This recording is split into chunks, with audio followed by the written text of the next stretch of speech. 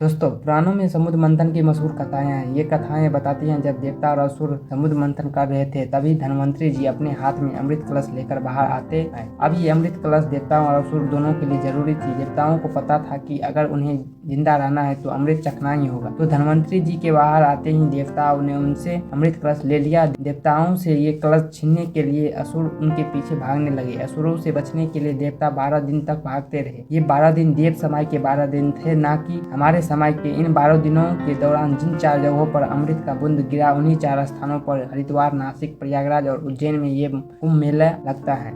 हम सब कितने लक्की हैं कि इस बार जो कुंभ मेला लग रहा है वो 12 कुंभ मेले के बाद लगने वाला महाकुंभ मेला है। मतलब ऐसा महाकुंभ जो 144 साल बाद लग रहा है, और अगला महाकुंभ मेला आज से 144 साल बाद यानी 2169 में आएंगे। अब आप ये दिन देख रहे हैं तो सोचिए हमसे और आपसे ज्यादा भाग्यशाली और कौन हो सकता है। और ये कहने में कोई हर्ज नहीं है कि जितना यह दुर्लभ संयोग है, इस बार महाकुंभ मेले का आयोजन उतना ही भव्य है। इस मौके पर प्रयागराज का जो नजारा है उसकी चर्चा पूरी दुनिया में हो रही है। प्रयागराज में इस वक्त जो हो रहा है वो इतना विशाल, इतना यूनिक है कि इससे मानव इतिहास का सबसे बड़ा आयोजन बताया जा रहा है। अभी मकर संक्रांति के दिन हुए पहले शाही स्नान में 3.5 करोड़ से ज्यादा लोगों ने डुबकी लगाई। मतलब इस दिन प्रयागराज शहर में इतने लोग थे जितना दुनिया के अरब सालों के इतिहास में किसी एक शहर में एक मौके पर नहीं थे। मतलब जितनी ऑस्ट्रेलिया की कुल आबादी है उतने लोगों ने तो एक मकर संक्रांति पर स्नान कर डाला। क्या अभी भी ये बताने की जरूरत है कि आयोजन कितना बड़ा है? दोस्तों, 45 दिन तक चलने वाले इस महाकुंभ के लिए सरकार ने 7500 करोड़ रुपए खर्च किए हैं। इस दौरान यहाँ बंदोबस्त ऐसा है कि यूएस से लेकर रसिया और ब्रिटेन से लेकर जापान और अरब देशों की आंखें फटी की फटी रह गई है। उन्हें समझ नहीं आ रहा है कि एक छोटा सा शहर करोड़ों लोगों के लिए ऐसी व्यवस्था कैसे कर सकता है। जिस भारत देश को कई लोग पिछड़ा मानते थे, उस भारत ने अपने एक शहर में ऐसी